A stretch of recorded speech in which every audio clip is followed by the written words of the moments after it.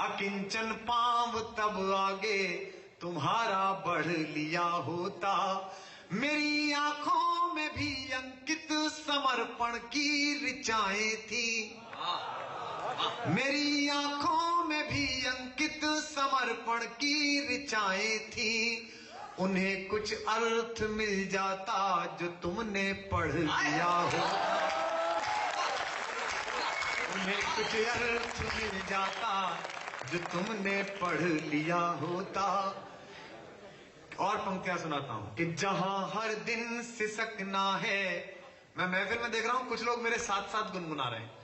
मैं उनको चुनौती देता हूं, अब गा के बताएं, मैं इतना नया सुनाऊंगा कि जहां हर दिन सिसकना है, जहां हर रात गाना है। बताइएगा जरा कि जहां हर दिन सिसकना है, जहां हर रात गाना है। हमारी जिंदगी भी एक तवायफ का घराना है। वहां उठे जरा, करते रहिएगा। स्वामी रामदेव जी भी कहते हैं करने से होता है। कि हमारी जिंदगी भी एक तवायफ का घराना है। बहुत मजबूर होकर गीत रोटी के लिखे मैंने। इश्क वालों जरा दाद देना। बहुत मजबूर होकर गीत रोटी के लिखे मैंने। तुम्हारी याद का क्या है, उसे तो रोज आना है। तुम्हारी याद का क्या है, उसे तो रोज आना है। जो पीछे लोग बैठे वो बहुत अच्छे से दाद दे रहे हैं, पर आगे जिनके घर पर पास पहुंचाया गया वो बड़े डल बैठे हुए हैं। आदमी को बिना मेहनत मिल जाए तो ऐसे ही हो जाता है जैसे ये बैठे हुए हैं। थोड़ा आप भी दे रहे, निवेदन करता हूं, कोशिश करता हूं कि कहीं पर जग लिए तुम बिन, कहीं पर सो लिए तुम बिन। मन से आज मुझे सुन लेंगे तो आज मैं कविता सुना दूंगा आपको कि कहीं पर जग लिए तुम बिन, कहीं पर सो लिए तुम बिन। भरी महफिल में भी अक्सर अकेले हो लिए तुम बिन। भरी महफिल, दाद उतनी नहीं आ रही जितनी आनी चाहिए। भरी महफिल में भी अक्सर अकेले हो लिए तुम बिन। ये पिछले चंद बरसों की कमाई साथ है मेरे। ये पिछले चंद बरसों की कमाई साथ है मेरे। कभी तो हंस लिए तुम बिन, कभी फिर रो लिए। कभी तो हंस लिए तुम बिन, कभी फिर रो लिए तुम बिन। और कोशिश करता हूं कि कुछ ऐसा भी सुनाऊं जो बिल्कुल ताजा है, लेकिन आपने कहीं सुन लिया हो पहले, यहां सुन लिया हो तो भी सुनिएगा। कि बताऊं क्या, बताएं क्या, हमें किन किन सहारों ने सताया है। अगली दो पंक्ति कन्या के घर वालों को समर्पित। कि बताएं क्या, हमें किन किन सहारों ने सताया है। नदी तो कुछ नहीं बोली, किनारों ने सताया है। नदी तो कुछ नहीं बोली, किनारों ने सताया है। सदा से शूल मेरी राह से खुद हट गए लेकिन, खोलिएगा हाथ। सदा से शूल मेरी राह से खुद हट गए लेकिन, मुझे तो हर घड़ी हर पल बहारों ने सताया है। मुझे तो हर घड़ी हर पल बहारों ने सताया है। एक मुक्तक मैं आजकल सुनाता हूं, उसकी पहली दो पंक्ति लोग समझ नहीं पाते, वैसे ही वहां कर देते हैं। आप लोग समझदार लोग लग रहे हैं मुझे, तो मैं उम्मीद करता हूं कि आप उसी तरह दाद देंगे कि तुझसे नहीं करना। कि किसी के दिल की मायूसी जहां से हो के गुजरी है। किसी के दिल की मायूसी जहां से हो के गुजरी है। हमारी सारी चालाकी वहीं पे खो के गुजरी है। हमारी सारी चालाकी वहीं पे खो के गुजरी है। तुम्हारी और हमारी रात में बस फर्क इतना है। उठे महोत्सव इस बार। हमारी और तुम्हारी रात में बस फर्क इतना है। तुम्हारी सो के गुजरी है।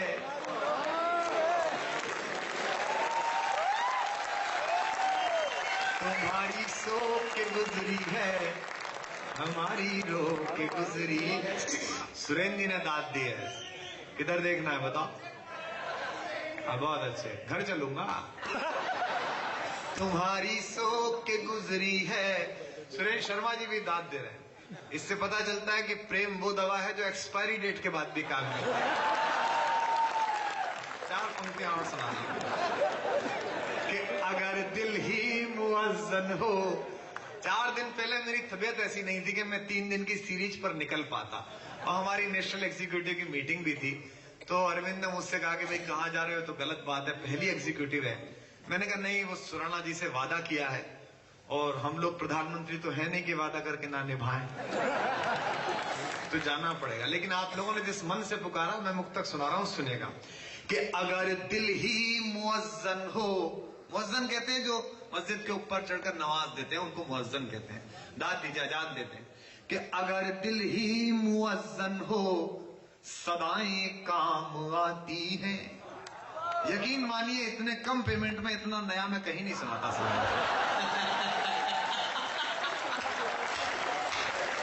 कि अगर दिल ही। सुराना साहब हमारे बहुत आदरणीय बड़े भाई हैं।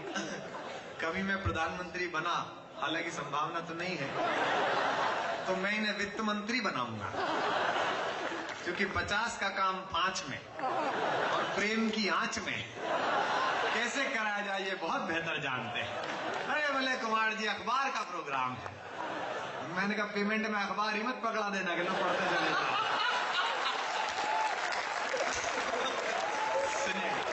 कि अगर दिल ही मुअज्जन हो, सदाएं काम आती है।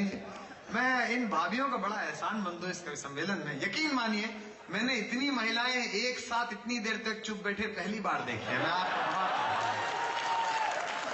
कि अगर दिल ही मुअज्जन हो, सदाएं काम आती हैं। उदयपुर वालों, शायरी पढ़ रहा हूं तो अगली पंक्ति पर वहां उठे तो समझ जाए कि अगर दिल ही मुअज्जन हो, सदाएं काम आती हैं। समंदर में सभी माफिक हवाएं काम आती हैं। समंदर में सभी माफिक हवाएं काम आती है। मुझे आराम है, ये दोस्तों की मेहरबानी है। सुनेगा, मुझे आराम है, ये दोस्तों की मेहरबानी है। दुआएं साथ हो तो सब दवाएं काम। दुआएं साथ हो तो सब दवाएं काम आती है। बिल्कुल ताजा सुना रहा हूं जिसमें से भाप उठ रही है। लड़के ऐसे समझे कि बिल्कुल वर्जिन सुना रहा हूं एक तरह।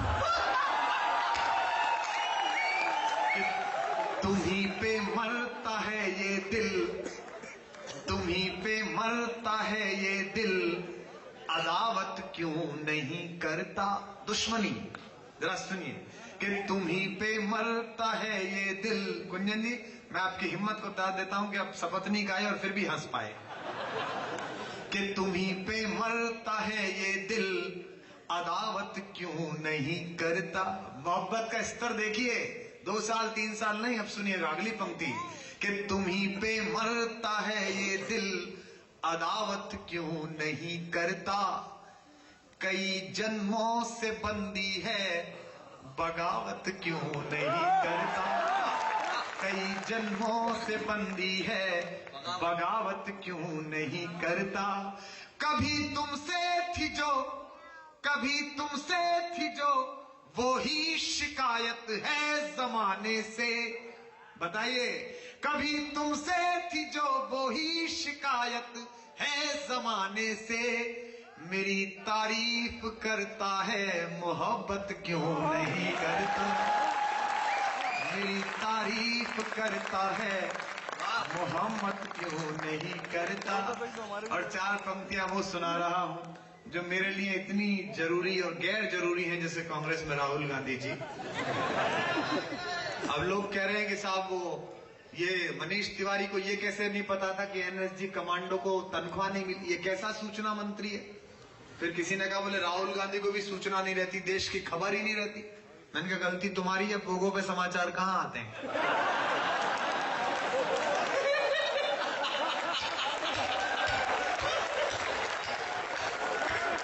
तो तुम पहले ऐसा कुछ करो बहुत। अरे वो सलमान खुर्शीद जी ने कहा कि राहुल गांधी कांग्रेस के सचिन तेंदुलकर है। मैंने कहा बिल्कुल ठीक, सचिन को भी कहां राजनीति आती है। बहुत अच्छी उपमा दी उन्होंने। अब मैं वो पंक्तियां सुना रहा हूं जो आप सुनते ही हैं, और आज मैं बिल्कुल नया सुनाऊंगा, लेकिन ये 2-4 मुक्तक तो आप सदा सुनते हैं। कि कोई दीवाना कहता है, कोई पागल समझता है, मगर धरती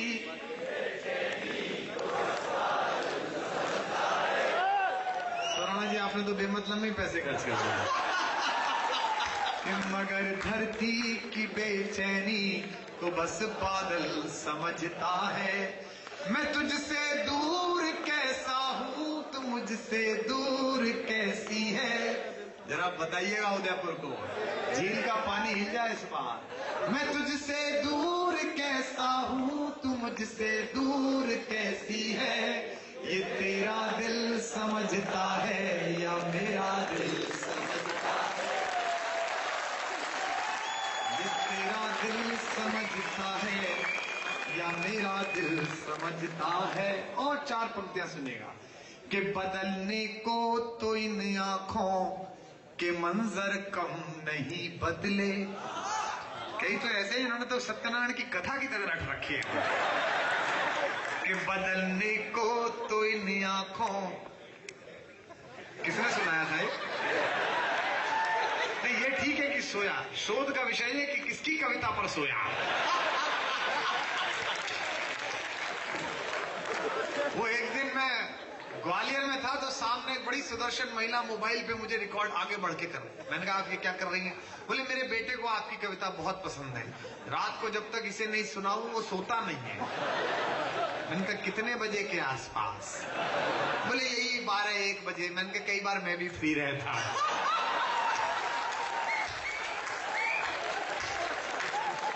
बदलने को तो इन आंखों, भाई आम आदमी तो कहीं भी जा सकता है, इसमें क्या है। कि बदलने को तो इन आंखों के मंजर कम नहीं बदले। अब बताइएगा, अगली पंक्ति पढ़ रहा हूं मोहब्बत की, इश्क की। कि बदलने को तो इन आंखों के मंजर कम नहीं बदले। बदलने को तो इन आंखों के मंजर कम नहीं बदले। तुम्हारी याद के मौसम हमारे गम नहीं बदले।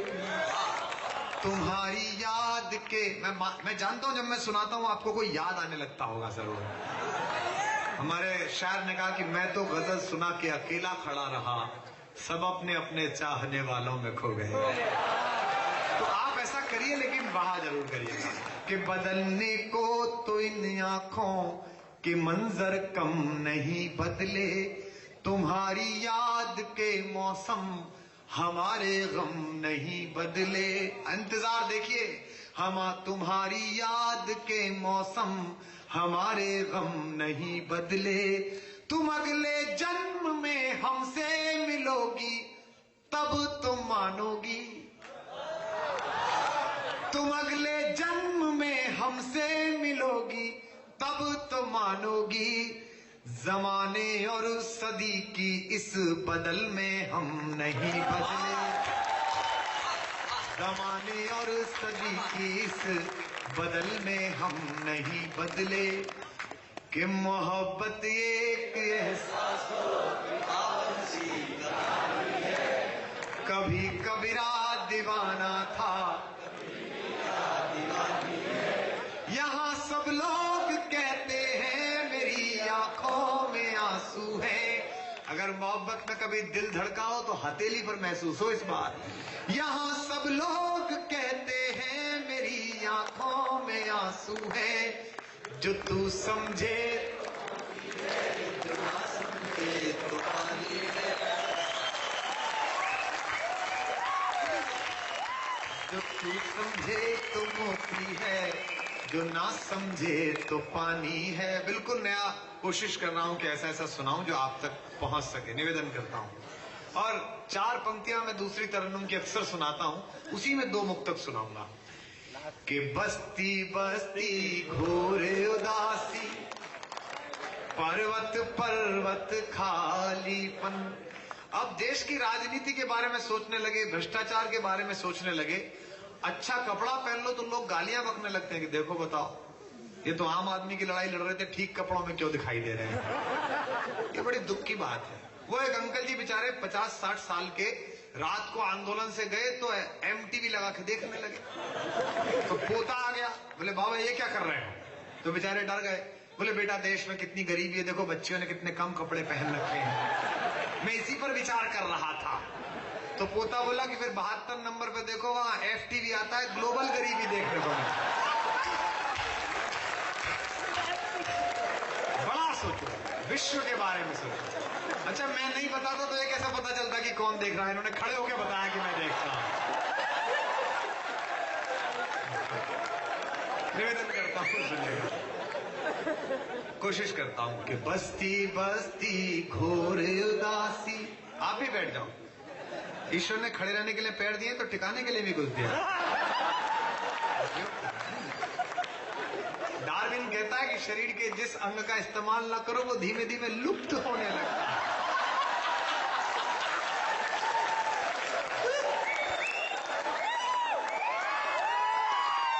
कि बस्ती बस्ती घोरे उदासी, पर्वत पर्वत खालीपन, मन हीरा बेमोल लुट गया, घिस घिस रीता तन चंदन।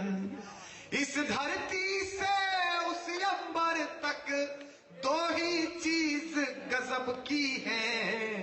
सही जगह पर वहा करना। इस धरती से उस अंबर तक 2 ही चीज गजब की है, एक तो तेरा भोलापन है, एक मेरा दीवानापन।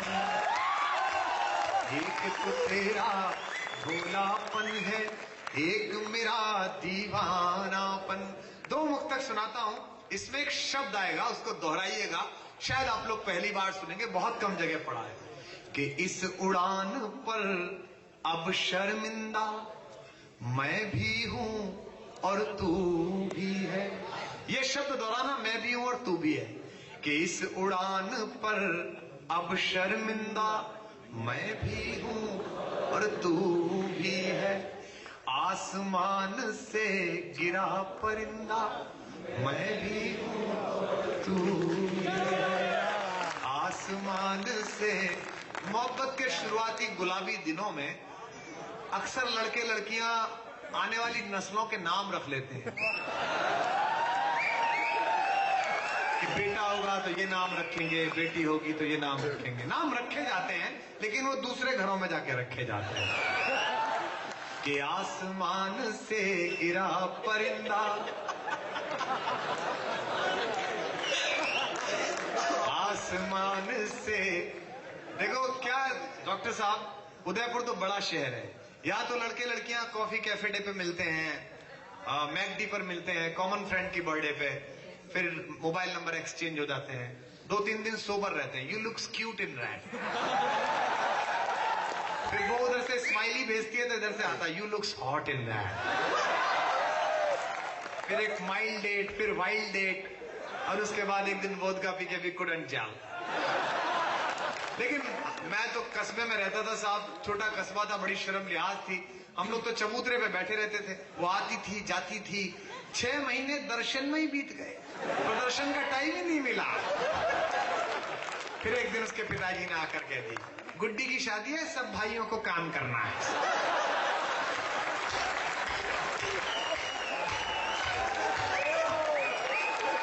और अब कन्यादान रख के देके आए जो प्रेम पत्र देने के लिए लेके आए थे। और वही लड़की शादी के 10 साल बाद रेडीमेड की दुकान पे मिल जाए तो बच्चे से कहती है, बेटे मामा जी से नमस्ते करो। और अपन भी उसका गाल खींच के कहते हैं, बड़ा क्यूट है, तुम पर गया है। मैंने कहा जिसका छूना था उसका छू नहीं पाया, बच्चे का खींच रहे हो पकड़ के। बड़ा अजीब समय होता था। मैं पंक्तियां सुनाता हूँ कि इस उड़ान पर अब शर्मिंदा दादे यार, तू तो ऐसे बैठ गए तो राजघाट में गांधी जी की विधवा। इस उड़ान पर बहुत जालिम नोशन है। इस उड़ान पर अब शर्मिंदा मैं भी हूँ और तू भी है। आसमान से गिरा परिंदा मैं भी हूँ तू भी है। छूट गई रास्ते में जीने मरने की सारी कसमें। एक आंसू आपकी पलकों पे ठाकों के साथ भेज दूं तो मुझे हाथ उठाकर बताना। छूट गई रास्ते में जीने मरने की सारी कसमें। अपने अपने हाल में जिंदा मैं भी हूँ तू। अपने हाल में जिंदा मैं भी हूँ और तू भी है। आदरणीय सुरेंद्र शर्मा जी बैठे हैं इस मंच पर। सभी वो लोग बैठे हैं जिन्होंने मेरे कविता का बचपन देखा है। आजाद को मैं तब से जानता हूं जब वो ये आजकल सुनाता है इसकी बजाय अच्छे गीत सुनाता था।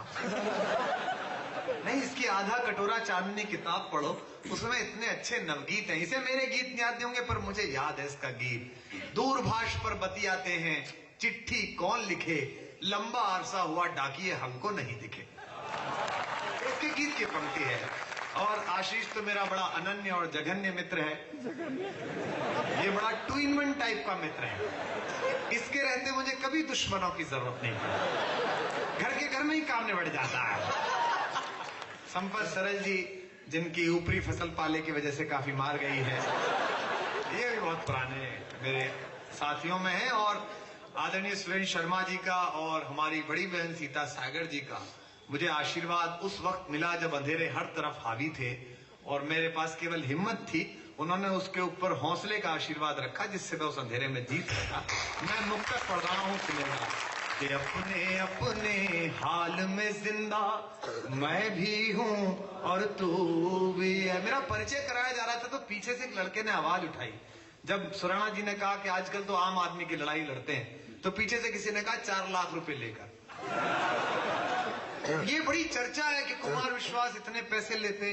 भाई मैं रिवॉल्वर लेके तो निकलता नहीं कि लाओ महेंद्र सुराणा पैसे निकालो। जो देता है तो मैं ले लेता हूं। ये क्या बात हुई?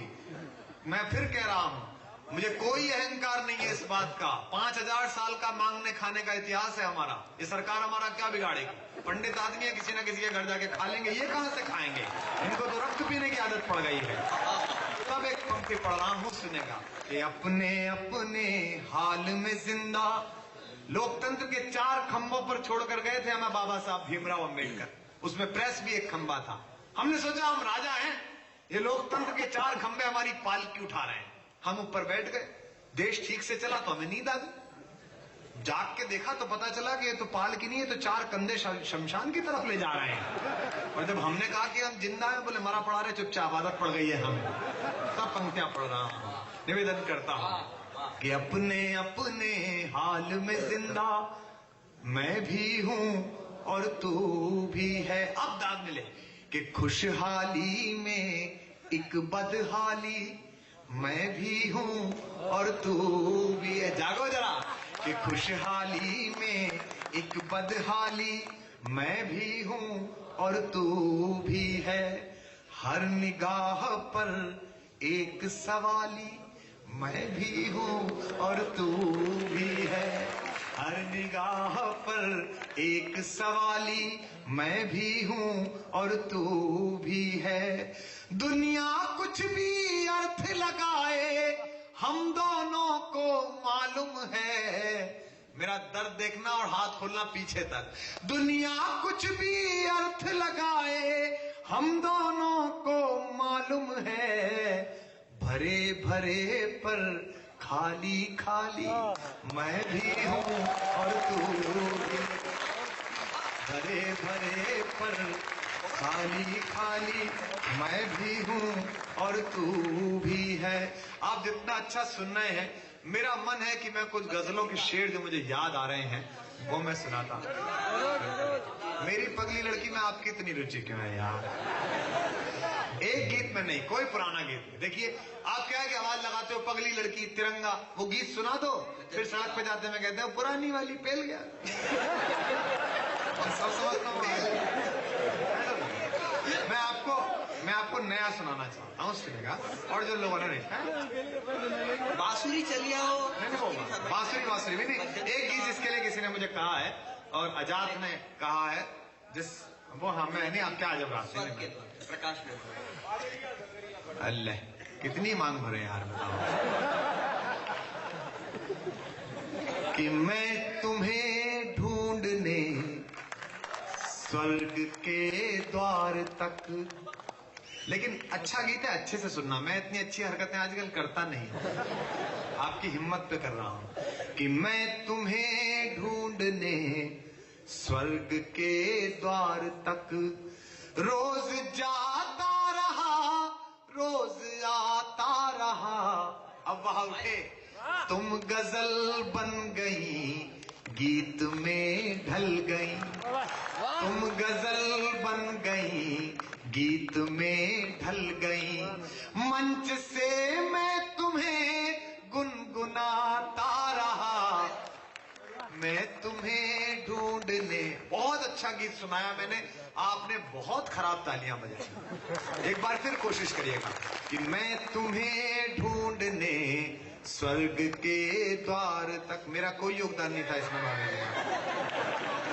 मैंने नहीं किया, उन्होंने किया होगा। कि मैं तुम्हें ढूंढने स्वर्ग के द्वार तक,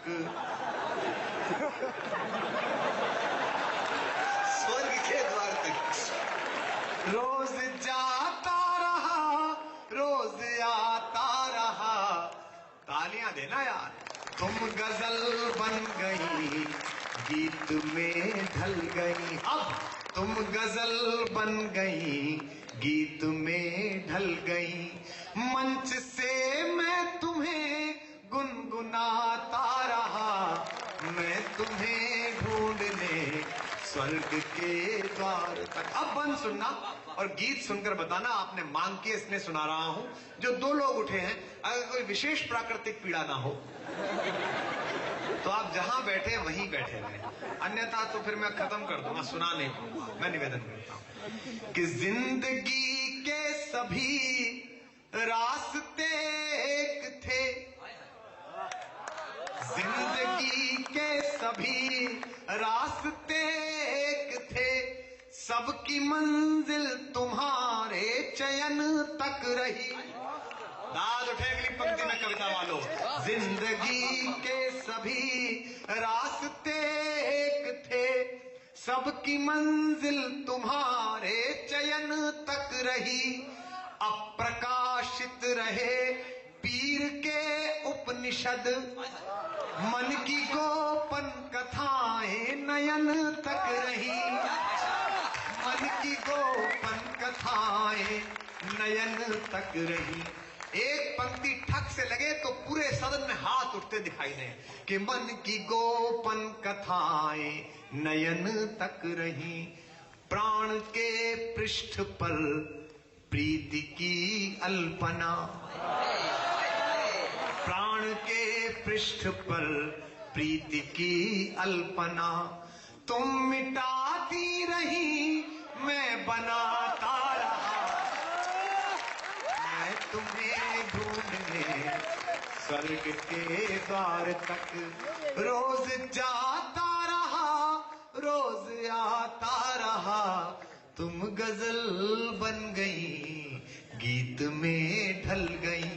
मंच से मैं तुम्हें गुनगुनाता रहा, मैं तुम्हें ढूंढने। साहिर ने कहा था, तुझे क्या खबर कि तेरे 2 दिन के प्यार ने बर्बाद कर दिया है हमें सालों साल को। तब शेर पढ़ रहा हूं सुनेगा, कविता सुना रहा हूं सुनेगा कि मैं तुम्हें ढूंढने स्वर्ग के द्वार तक।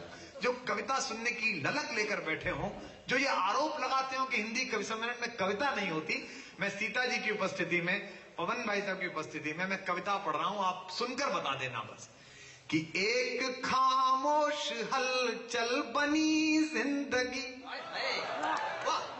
एक खामोश हलचल बनी जिंदगी, गहरा ठहरा हुआ जल बनी जिंदगी।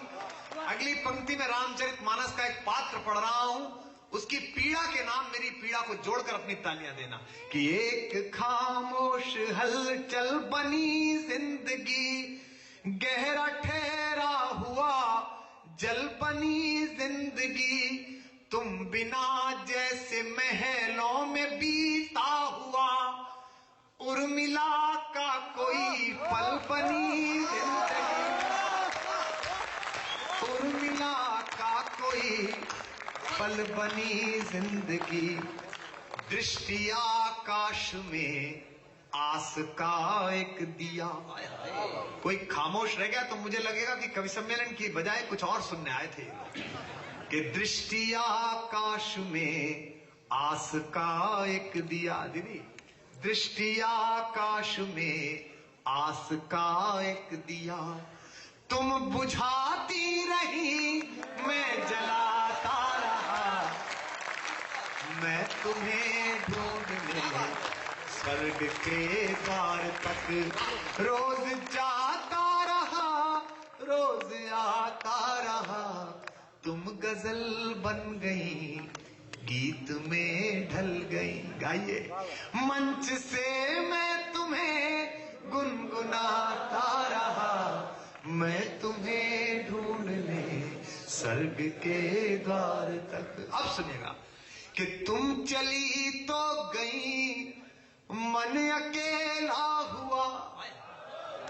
तुम चली, ये भाभियां बैठी हैं, बड़े लड़ते हैं इनसे लोग, लेकिन जब मायके चली जाती हैं, जिस दिन पहले दिन जाती हैं, शाम भर की सारी रासायनिक क्रियाओं के बाद पुरुष जब बेडरूम में घुसता है तो उसको लगता है कि सब कुछ है, लेकिन कुछ है जो नहीं है।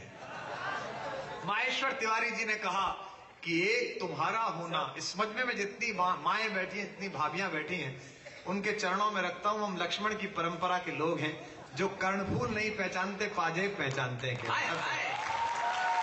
कि एक तुम्हारा होना, एक तुम्हारा होना क्या से क्या कर देता है। कई बार लोग कहते हैं, मैं पूछता हूं किसी की पत्नी से, आप क्या करती हैं? मैं कुछ नहीं करती हूं। आप बहुत कुछ करती हैं, कहना चाहिए मैं घर बनाती हूं। तब कहता हूं कि एक तुम्हारा होना, एक तुम्हारा होना क्या से क्या कर देता है, बेजुबान छत दीवारों को घर कर देता है। कि मैं तुम्हें ढूंढने स्वर्ग के द्वार तक, कि तुम चली तो गई मन अकेला हुआ। दाद मिले, तुम चली तो गई। भाभी जी थोड़ी देर चुप कर लो, फिर मैं सुना दूं। मुझे अभ्यास है, मैं 7 भाभियों का देवर हूं, जिसका नहीं सोता वो मेरी कमरे में छोड़ के जाती है। निवेदन करता हूं कि तुम चली तो गई मन अकेला हुआ, सारी सुधियों का पुरजोर मेला हुआ, जब भी लौटी नई खुशबुओं में सजी, मन भी बेला हुआ, तन भी बेला हुआ, मन भी बेला हुआ, तन भी बेला हुआ। आखिरी पंक्ति पर सबके हाथ उठे कि व्यर्थ की बात पर इश्क क्या होगा, तो इससे सहमत हो जाओगे। व्यर्थ की बात पर खुद के आघात पर, व्यर्थ की बात पर खुद के आघात पर, व्यर्थ की बात पर खुद के आघात पर, रूठती तुम रही मैं मनाता रहा, मैं तुम्हें ढूंढने स्वर्ग के द्वार तक रोज जाता रहा, रोज आता रहा, तुम गजल बन गई गीत में ढल गई। मंच से मैं तुम्हें ढूंढने स्वर्ग के द्वार। एक मन मेरा ये हो रहा है कि भास्कर के कार्यक्रम में मैं एक ऐसी कविता सुनाऊं। किसका आया फोन? नहीं, इस पे उधार है तो दिन में मांगना, रात में क्यों लड़ने आया? भाई तुम ऐसा मत किया करो, जिनका लिया है दो, ऐसी गलत बात है यार। एक ऐसी कविता मैं भास्कर के कार्यक्रम में सुनाऊं जो मेरे जीवन की सर्वश्रेष्ठ कविता है। मैंने उससे अच्छा आज तक नहीं लिखा। चाणक्य कहता है कि संतुष्टा द्विजा नष्टा असंतुष्टा च महीपति। द्विज अगर संतुष्ट हो जाए कि मैंने अच्छा लिख लिया, उस दिन के बाद से उसका नाश शुरू हो जाता है। मैं अब जानता हूं कि मैंने अभी अच्छा नहीं लिखा, अभी मुझे अच्छा लिखना है। लेकिन एक कविता मुझे ऐसी लगती है जिसे पढ़कर, जिसे सुनाकर मैं अपने ऊपर इतराता हूं कि हाँ कुछ तो हो गया। जो लोग उठ रहे हैं वो अगर अभी चले जाएं, जो दो एक लोग, मैं आप लोग इतनी देर तक रुके, हम आपके आभारी हैं। लेकिन अब जो मैं कविता सुना रहा हूं, मैं चाहूंगा भाई साहब आप आगे बैठ, खड़े लेट के नहीं। आप तो ऐसे लेट के जैसे जिले सुबानी अकबर अनारकली का ढाल है।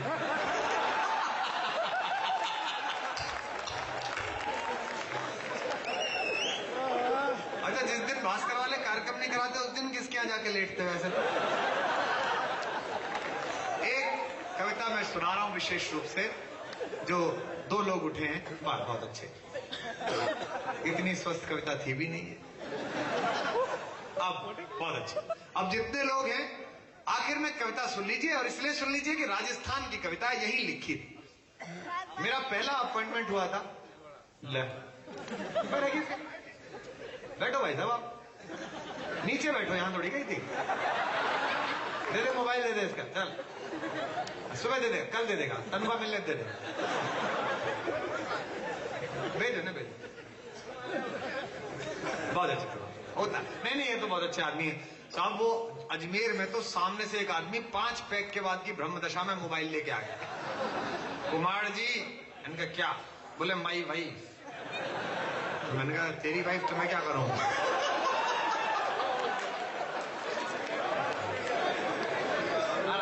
आराम से उठा, बैठ, कोई नहीं, गलत बात है, इसलिए मेरा भी योगदान है। कोई बात नहीं, बिठा लीजिए। वो होता है, रात का ये वक्त ऐसा है कि ऐसा हो जाता है। बैठे यहाँ, बैठे आराम से, कोई दिक्कत नहीं, सही हो जाएगा। मेरे पास आयोडेक्स भी है। आयोडेक्स मलिए, काम पर चलिए। सरकार को बेरोजगारों के लिए स्कीम यही निकालनी चाहिए, नौकरी देनी नहीं, एक एक आयोडेक्स पकड़ा दो, आयोडेक्स मलिए और काम पे चलिए। अशोक गहलोत जी भी कहते हैं कमा के खाओ, हालांकि तीसरी बार में पता चलता है कि कमा के खाने के लिए कह रहे हैं। मैं एक कविता आपको सुनाता हूं विशेष रूप से।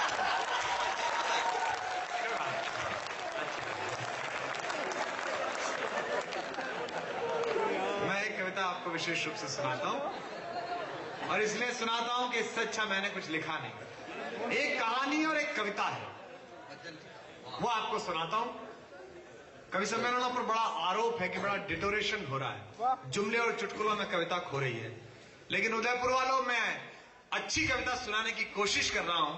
अगर आज आपने इसे कच्चे मन से सुना तो मेरा ये विश्वास बढ़ जाएगा कि अच्छी कविता नहीं सुनी जाती। अच्छे मन से सुना तो मैं सोचूंगा कि अच्छी कविता सुनी जाती है। भास्कर देश का अकेला अखबार है जिसकी खबरों से ज्यादा उसके कॉलम लोकप्रिय हैं। चाहे जयप्रकाश चौकसे हो, चाहे रघु रामन हो, लोग सुबह उठकर उसे पढ़ते हैं। इसलिए मैं भास्कर के इस समारोह में विशेष रूप से, और आप निश्चिंत रहिए, कार्यक्रम बहुत अच्छा छपेगा क्योंकि अखबार का ही है। लश्कर भी तुम्हारा है, सरदार तुम्हारा है, तुम झूठ को सच लिख दो, अखबार तुम्हारा है।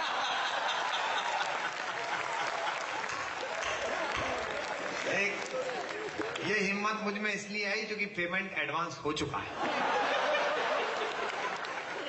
आदमी को आत्मरक्षा से काम लेना चाहिए।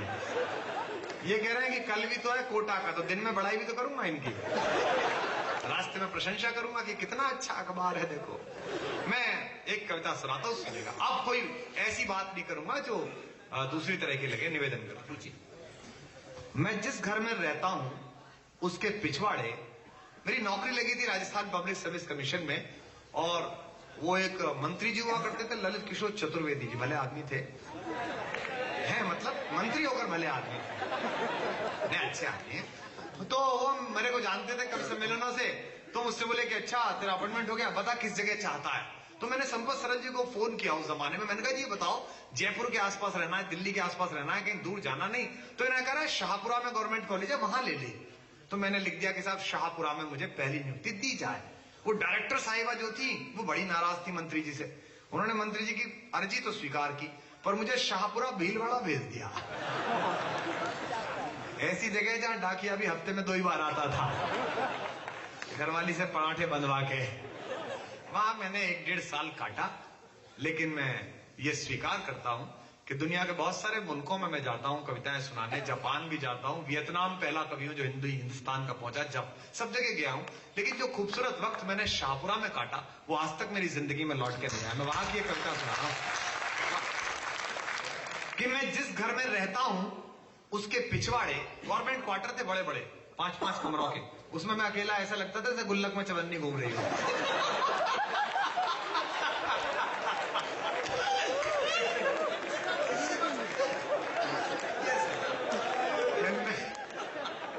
मैं ज्यादा देर गंभीर नहीं रह सकता, मैं ज्यादा देर गंभीर रहूं तो ऐसा लगता है जैसे दरोगा लूना पे बैठ के जा रहा है।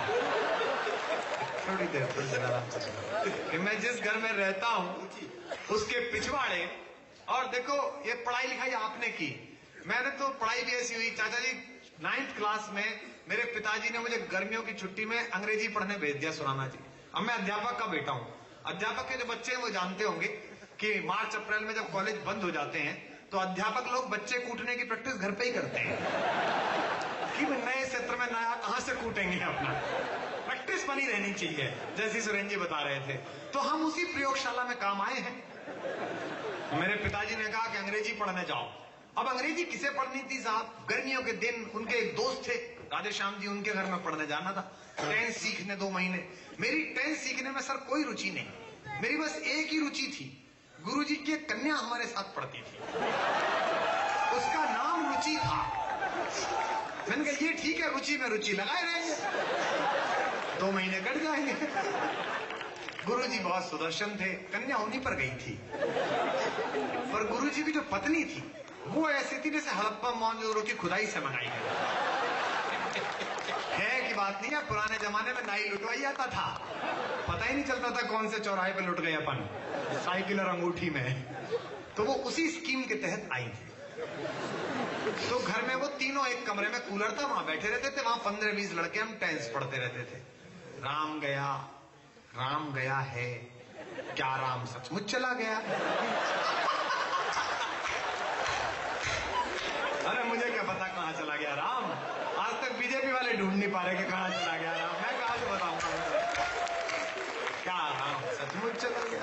मैंने ना पढ़े 2 महीने में एक भी टेंस, मैं तो उधर ही देखता जिधर देखना चाहिए था। 2 महीने बाद उदयपुर वालों 6 जुलाई को 100 नंबर का टेस्ट हुआ हम लड़कों का सबका, और आप मुझे आशीर्वाद देंगे कि 100 में से मेरा केवल 1 नंबर कम आया, आगे वाला।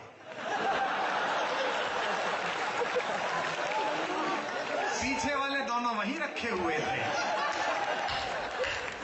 तो गुरुजी ने मुझसे कहा रे नालायक, तेरा 1 नंबर भी नहीं आया। अजी मैंने कहा 1 ही तो कम आया है। मैं फिर उन तीनों को देखने लगा, बोले हमें क्या देख रहा है, हम कौन से टेंस है? मैंने कहा जी आप लोग भी टेंस हो। तो पत्नी के लिए बोले फिर ये कौन सा टेंस है? मैंने कहा ये है पास्ट इंडेफिनिट। लड़की के लिए बोले ये क्या है? मैंने कहा ये प्रेजेंट परफेक्ट।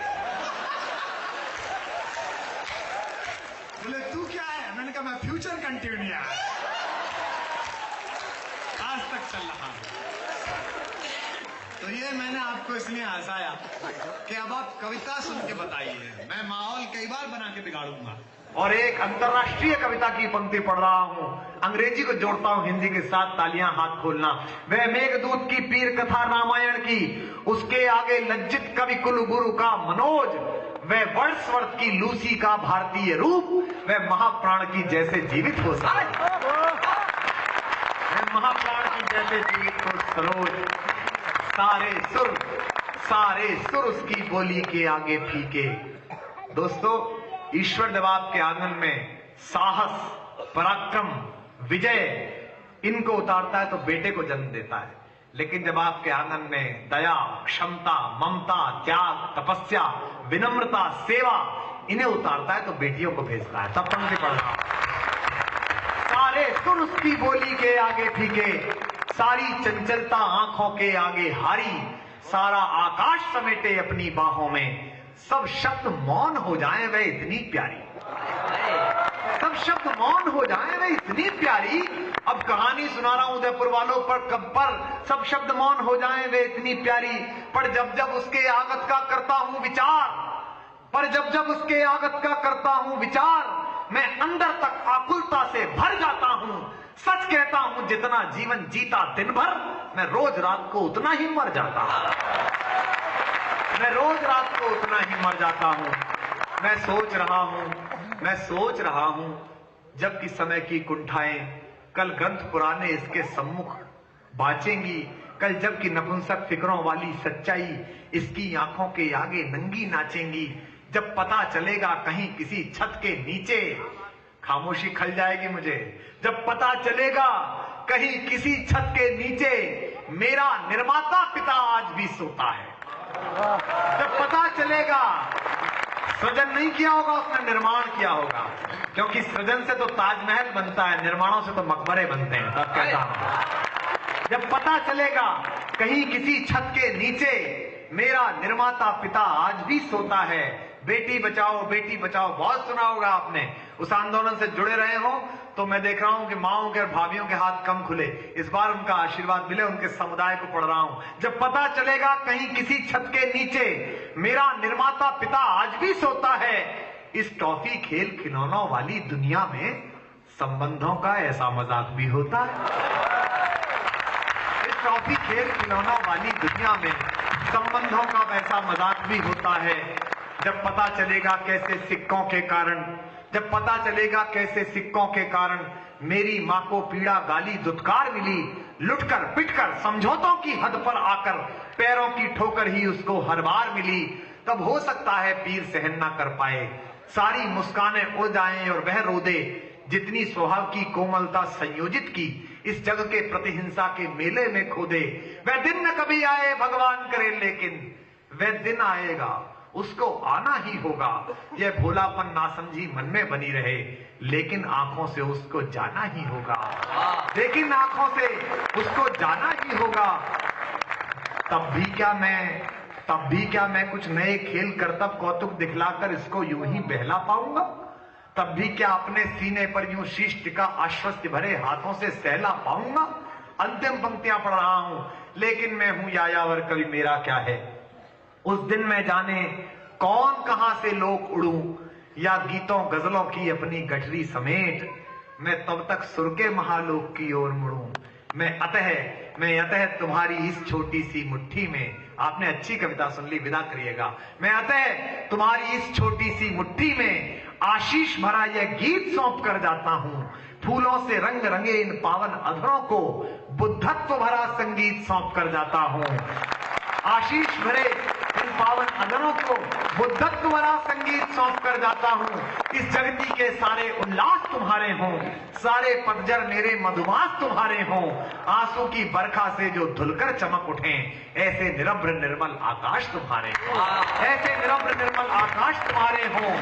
पीड़ा का क्या है, 4 पंक्तियां और आप सबसे विदा की। पीड़ा का क्या है, पीड़ा तो सबने दी है, लेकिन मेहंदी तुम केवल मुस्काने देना। विद्वेष हलाहल पीकर अमृत छलकाना, शिव वाली परंपरा को पहचाने देना।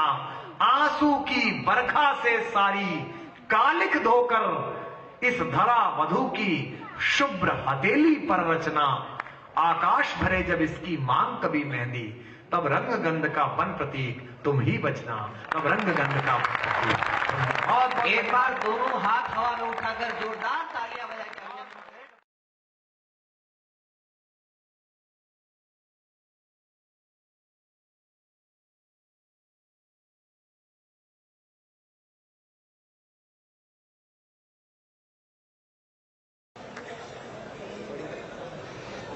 डॉक्टर कुमार विश्वास।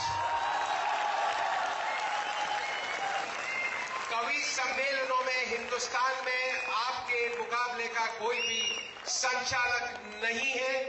आप सभी जानते हैं अभी अरविंद केजरीवाल ने जो आम आदमी पार्टी बनाई है, उसका जो संचालक मंडल यानी नेशनल एग्जीक्यूटिव है, उसके प्रमुख सदस्य है, प्रणेता है, परिवर्तन की बयान लेकर के झंडा बुलंद कर रहे हैं झीलों की नगरी उदयपुर में।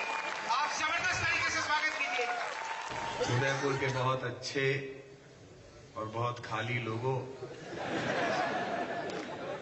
इतना काम था फिर भी आप लोग बैठे रहे। मैं अभी जल्दी ही दोबारा आया हूं, पीछे मैं आया था तो मुझे याद नहीं कि मैंने क्या क्या सुनाया, लेकिन फिर भी मैं कोशिश करूंगा कि इस महफिल में अगर 20% 30% भी ऐसे लोग हों जो पिछले कार्यक्रम में भी थे, तो मैं बिल्कुल नया सुनाऊं, ऐसा सुनाऊं जो उन्होंने ना सुना हो, ताकि उन्हें लगे हाँ बिल्कुल अच्छा है। देखो लड़के ने नया बोला, वरना नई भी बोल सकता था। तो आ गया भाई, और क्या करेगा, लोकल आदमी ये काम कर। बहुत बहुत शुक्रिया। आदरणीय सुरेंद्र शर्मा जी ने आपको काफी आनंद दिया और विवाहित जो अनुभव उनके जीवन में गुजरे हैं वो आपको बताए।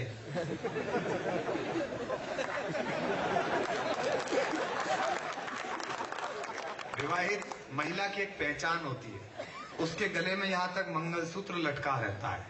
विवाहित पुरुष की भी पहचान होती है, उसका चेहरा ही यहाँ तक लटका रहता है। ज्यादा मेहनत करने की आवश्यकता नहीं है। लेकिन जैसा अच्छा आप सुन रहे हैं तो ये ठहाके ये सब तो सुरेंद्र जी ने भी किया और मैं कोशिश करूंगा कि आपके चेहरे से हंसी निकाल सकूं। लेकिन मैं कुछ कोशिश कर रहा हूं ऐसी मुक्तक जो आपने पहले नहीं सुनी होंगी, इस जवान पीढ़ी के लिए सुना रहा हूं।